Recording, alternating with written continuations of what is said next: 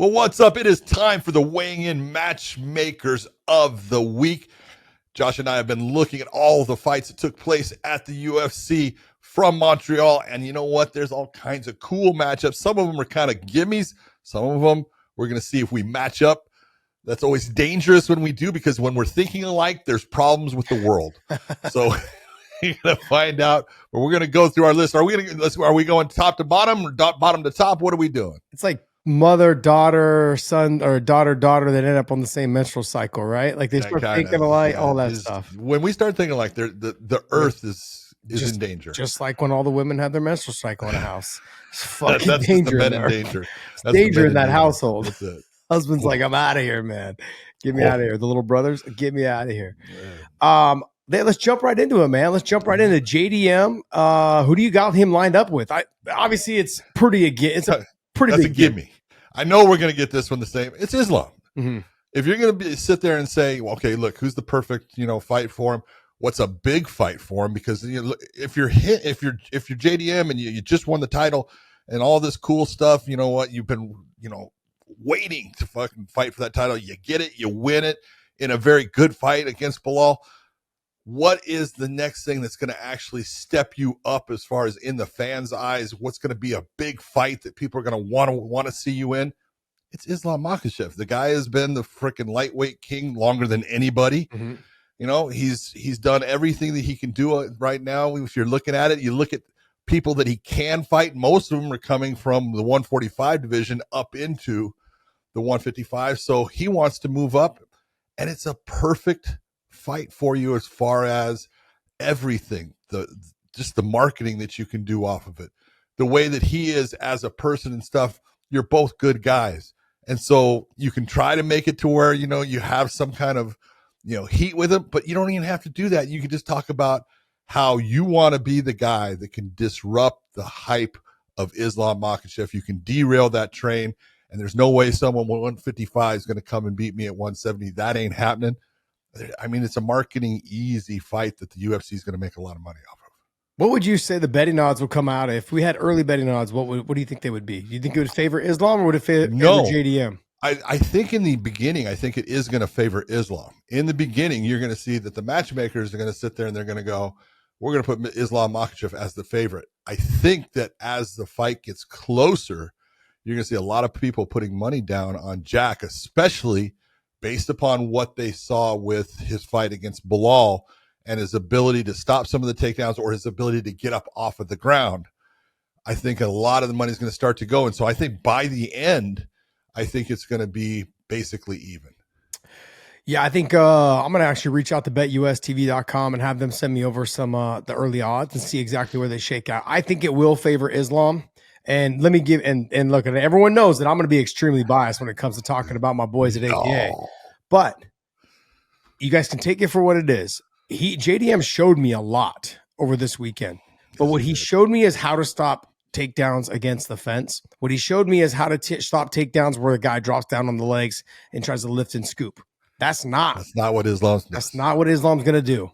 Everything's going to be from the upper body position. There might be a couple single legs where he snatches and like kind of what he did with Dustin Poirier, he grabbed the ankle and snapped him around. There might be some things like that out of the scramble or into the double, into the single, into the double, but it's mainly going to be a lot of upper body trips, foot sweeps and dumps. Yep. Things that take the least amount of energy for him to go up to 170.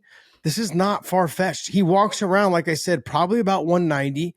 He's going to be a little bit smaller on the 170 side, given that these guys are pretty damn big.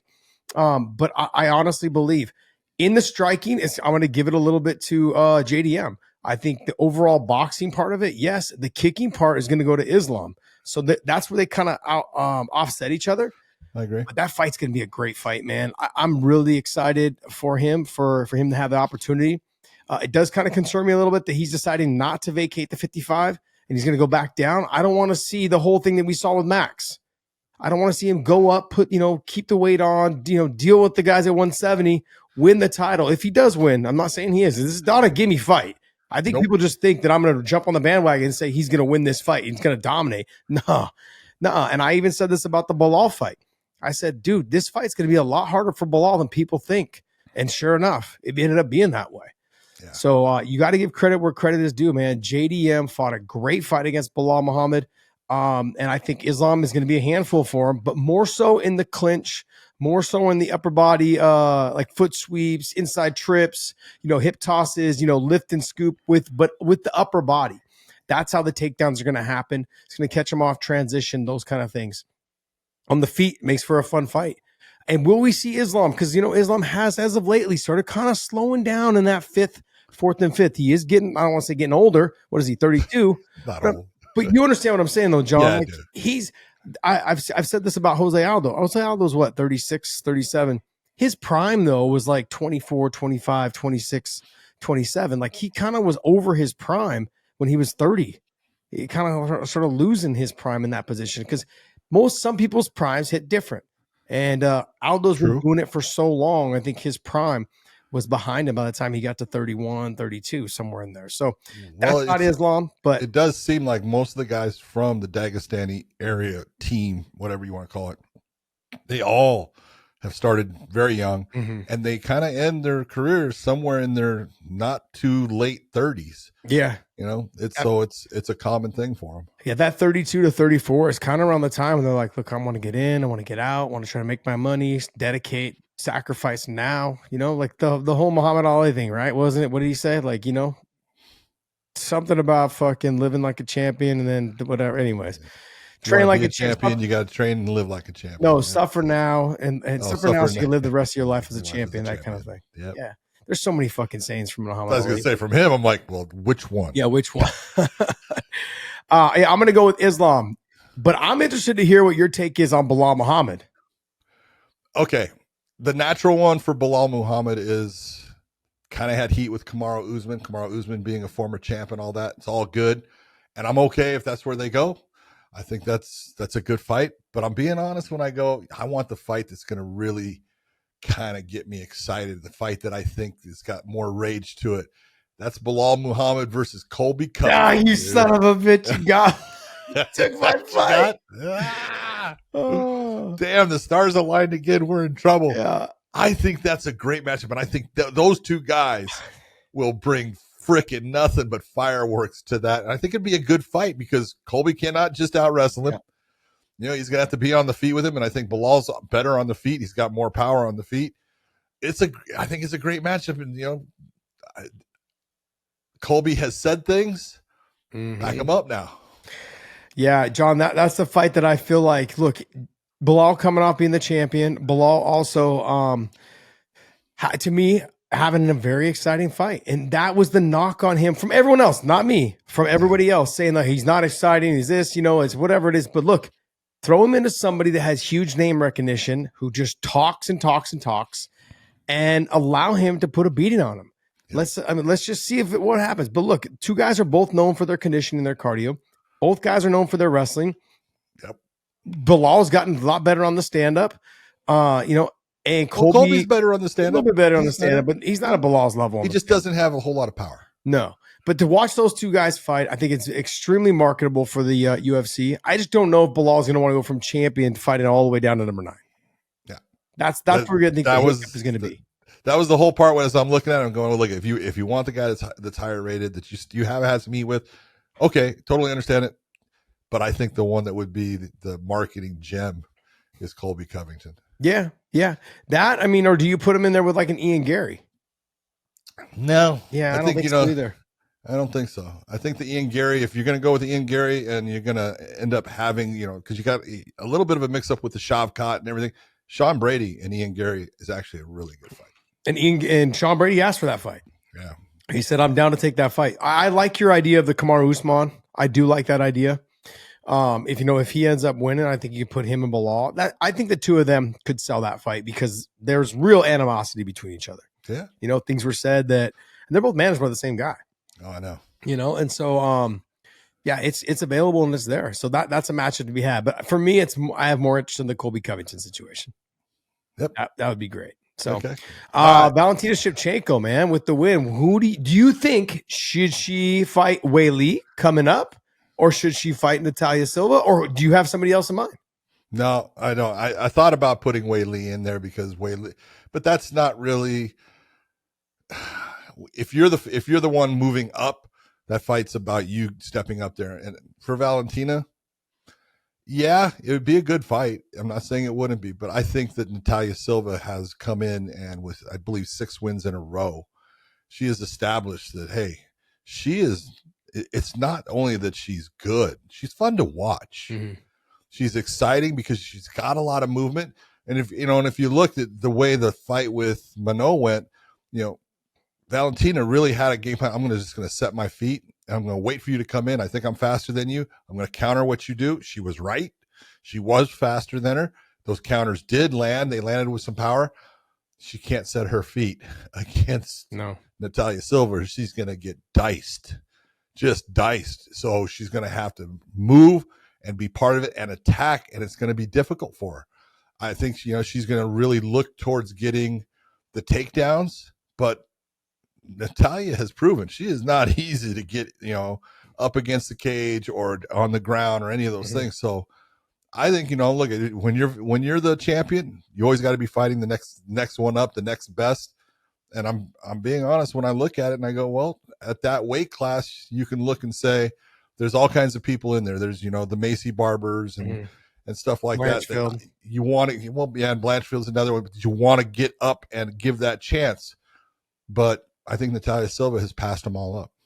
Yeah, Natalia Silva was ranked like 8th or something like that. She beats Grasso, who's number 1. And then you have Blanchfield and Barber fighting, but I think they're like 3 and 4. Yeah. So what happens is now, so she leapfrogs them and gets ahead of the winner in that. So I think Natalia Silva jumps and she ends up fighting Shevchenko. And then you've got, I've got some good matchups though for those two ladies that are fighting because they're fighting next against each other. I think Valentina needs to fight Natalia Silva. The Wei Li thing, the reason why it concerns me is she lost to Rose. And Rose is struggling in the weight class above. And Rose is a damn good striker. I'd put Rose and Valentina together on the striking department. Like Rose got a lot of movement, not as fast. She got some power, but I'd like to see that fight between Rose and Valentina. But Natalia Silva, super fast, in, out, great footwork, all of the things she does very well. She can't afford to stand still in front of Valentina. She will look to get to the clinch, the takedown. And I agree, Valentina can't afford to plant her feet and try to counter her because I don't know if she's fast, but she doesn't have the speed, I think. No, she doesn't match. She's not as fast as Silva. She'd have to catch her. She'd have to basically predict when she's coming in. Well. She'd have to catch her coming in, for her to get the finish there. What do you do with Manot Fiorot? The easy one, the one that you look at and you go, okay, here is the simple fight to say, well, it should be Manot Fiorot coming off of a loss. And you had Alexa Grasso coming off of a loss. They're going to end up somewhere right next to each other in the rankings. So it makes sense. So I'm not going to sit there and say it doesn't. So I could say, well, put her against Alexa Grasso. But I would say I want something a little bit different, and I got a different fight for Alexa Grasso. So I say, depending upon the Macy Barber versus Erin Blanchfield, I'm going to take Manel Fiorot and I'm going to put her, hopefully, I think against Macy Barber because we've seen the Blanchfield, and I want to see how Macy Barber would do against Manot. I think it actually would be a really exciting and good fight. Yeah, I would agree with you. It probably would be a good fight, but I think what you got to do with Manot, because she just fought for the title, she's got to fight the winner, and if that's Blanchfield, that's Blanchfield. Yeah, even though I said it would be the winner. Yeah, but I would rather personally, just based on, and I'm not saying I want Blanchfield to lose, but I think Macy would be the fight that I've seen the one, and Blanchfield's going to have to change a lot of things to make that fight work for her. So I'd like to see Macy, but it would be the winner of Blanchfield versus Barber.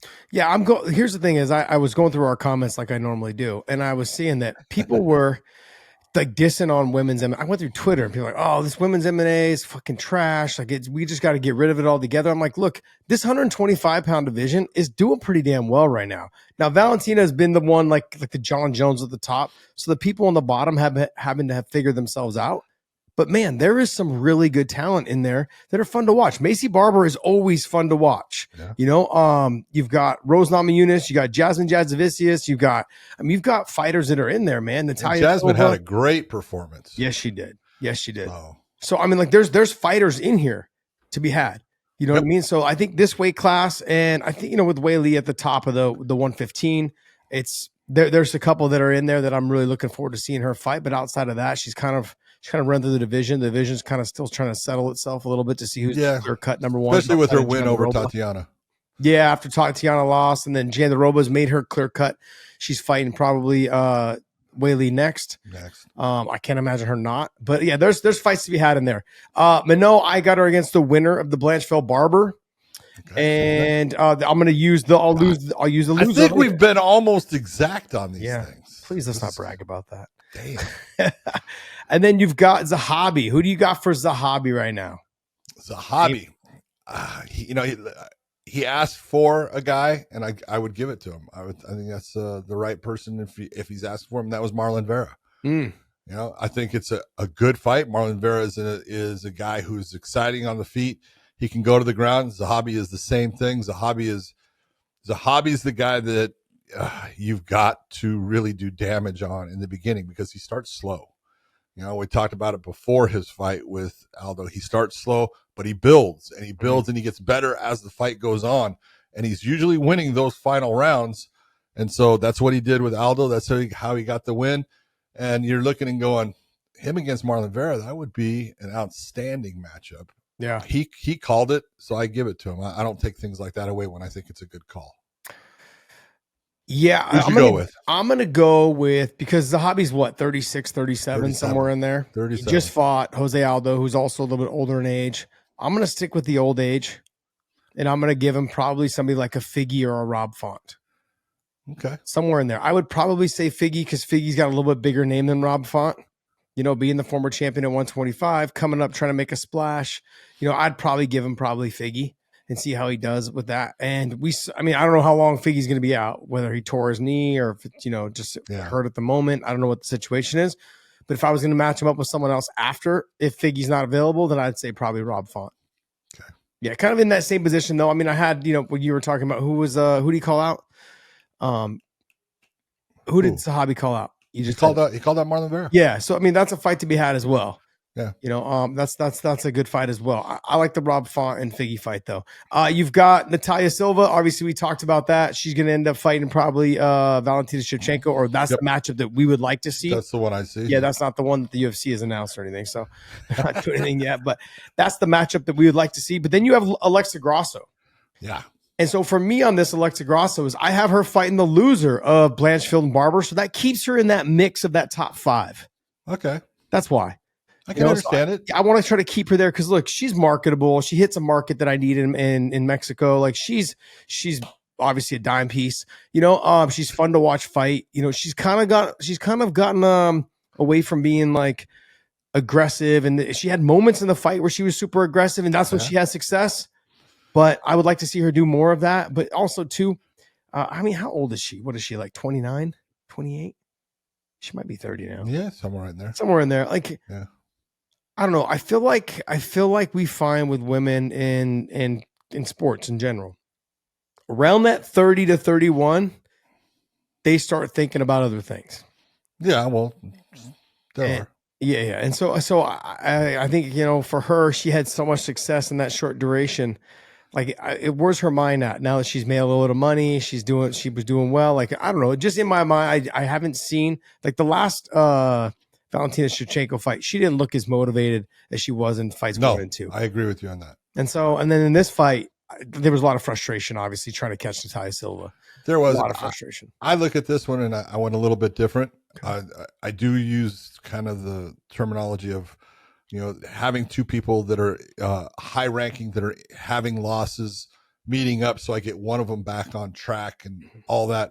And then also former champion versus former champion.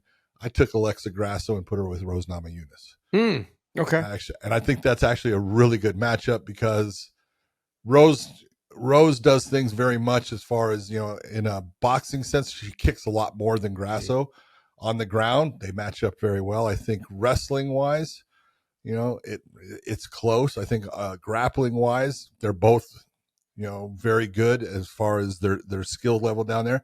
And in the stand up, I think power wise, it's hard to say which one's got more power because Rose got a beautiful left hook. She lands that thing all the time and she puts people down. So it's got power. It's got some snap. Mm-hmm. Alexa, we know it's got some snap. She throws real hard. So I think Alexa versus Rose Namajunas is an entertaining fight that I would love to see. Yeah, I was just thinking in terms of how I could keep them in that top 5, top 6, and Rose being kind of in that mix. She's like number 6, right there. Yeah, she's at 6 or 7, somewhere in there. Yeah. I'm going to use Rose later on in the card. So you got Benoit Saint-Denis versus who? Look, I honestly think if you're supposed to fight Joel Alvarez, I want to see the Joel Alvarez fight. Should be a good fight. That, or do we just feed him to the wolves? Give him Michael Chandler. Oh wow, man! You're being mean to Michael. I know. Did you think I'd be any different? Michael's fighting another fight for me on our last show. So, I looked at this.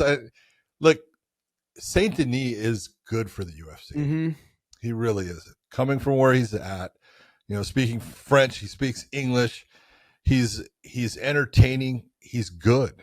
Mm-hmm. Look, he gave Poirier a lot of problems. So that tells you how good he is, because he was giving Dustin some problems in the beginning. And he got knocked out, and Dustin has knocked a lot of people out. It's understandable. But I look at Saint Denis and I want to put him in a position where, all right, it's time for you to start. I gave you the Poirier fight. Now I've got to go and give you somebody that is going to make you have to work to show that you belong here. And I mean, he's sitting right now. What is Saint Denis? I think he's number 14. Is it 14? Okay. So if he's somewhere around there, I got to have him go up. He's 13. 13. He's 13. Okay. Mm-hmm. So I have to have him go up. I know Michael Chandler is right there, right, next to him, somewhere in there, 11 or 12, I think. Mm-hmm. He's 12. So it's understandable why you pick that. But I would actually go with one of two. Renato Moicano, which I think is a really interesting fight between the two, because Moicano's stand-up, I believe, is better than Saint Denis. Mm-hmm. His ground game is good. Saint Denis is good. So he can handle himself if Saint Denis takes him down there. Or I say, all right, I want to see how you do in the stand-up. Can you keep it standing? I'm not going to let you be the grappler. I'm going to put you against Mateus Gamrot, which is, it's kind of a jump. It's a jump. It's a jump. I admit it. Yeah, the Gamrot thing, I mean, they're so high on like guys standing and banging it out. And Benoit Saint-Denis is somebody who's just going to stand and trade. The Gamrot situation is going to turn into him getting fucking wrestle fucked. And it's good. Yeah, it could. Yeah. And there's a good chance it would.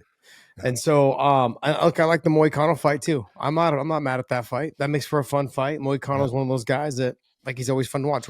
Even a Dariush fight I'd be cool with. I was just thinking in terms of got to give him some name recognition. Yep. Chandler coming off all the losses, but still like there's still a little bit of name value there. I try and soak the last little bit of name value out of it and give it to a guy that, is going to be around for a little bit longer and likes to stand and everyone's going to start to like. So I'd give him that. Or the Joel Alvarez fight, but because this fight didn't do anything for me, the fight he just had. It was like, okay, look, you fought a smart fight. Good job. Good control, dominated. Good for you. But let's get back into like talking about the guys we want you to fight. Yeah. Let's have some soak that energy out of you. Let's get those exciting fights out of you while we got you. Yeah. So, okay. And then also we're going to give you guys a couple bonuses. You got Mike Malott. I'm just going to talk about Mike Malott and Jasudavicius because they had such great performances. But who do you got for Mike Malott? Mike Malott, I've got a guy who I think is way tougher than people give him credit for. He's a dog. For whatever reason, he's not well liked, but Brian Battle. I think Brian Battle against Mike Malott would be a hell of a fight.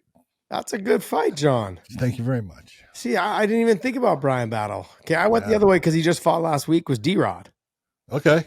And that's D-Rod had a great performance. D-Rod getting a little bit older in age, but definitely a fucking fun fight. Both guys will stand and trade. There'll be some exciting fights in there, some scraps back and forth in there. So, look, I'm not mad at your pick either. I think that's a great pick. Yeah. Fantastic. I just look at that and I think, Malott likes to set his feet. Battle he's got power. He's good everywhere. He's tough as hell. He takes shots. I think it'd be a fun fight to watch. Yeah. So. Absolutely. Jasmine Jasudavicius. Look, for me, I'm gonna go with Rose Namajunas. Okay. And the reason why I knew you were picking her since you said I've got her down the list. So I was yeah, I'm going to go with Rose Namajunas. The reason why I went with Rose is because Jasmine's loss in her last 8 fights was to Tracy Cortez. Yeah. And Tracy lost to Rose. So try to kind of do the MMA math, trying to get a win over somebody that beat the person that I lost to. You know, I mean, just in your mindset of like, if I can beat Rose, who's a bigger name than Tracy, and Tracy beat me 5 fights ago or whatever it was, like, that's kind of like getting it back. It's making you feel like you got it back. Yeah, so I think for Jasmine, just matching up against Rose, I think Jasmine's the better grappler. I'm and probably a little bit better of a wrestler in that position. Yeah. On the feet, it's not even close. Rhodes is a better striker. Yep. But can you stop it? Because not a lot of people have been able to stop, Jasmine on in the grappling area. So Jasmine's getting better with every fight. What's that? Every fight you can see Jasmine getting better. Yeah. Which is saying a whole lot about, her mentality, her training, what she's doing. It's a lot. I like, if I was going to pit her, against someone, I think the Rose Namajunas is a great matchup. I do like Rose against Alexa.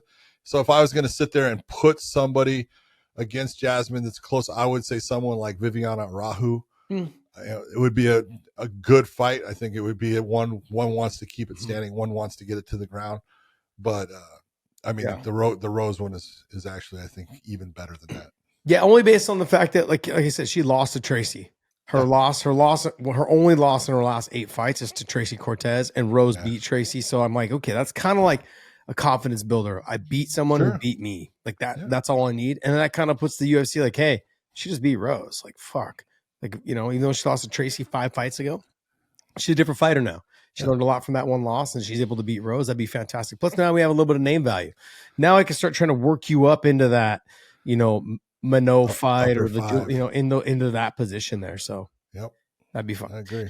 All right, guys. Hey, that's going to wrap up Who's Next for from the Wayne In podcast. Make sure you guys continue to support us. We do Tuesday Night Live. We would do a Tuesday Night Live. This show came out a little bit later. We're going to try to get this to you early Monday mornings, but it was Mother's Day yesterday, so y'all can eat it. So we have to be sure that we don't get killed. Yeah. So we won't have studios to film in if we didn't do this today. So, hey, I know all of you guys that are married and, have mothers yourselves.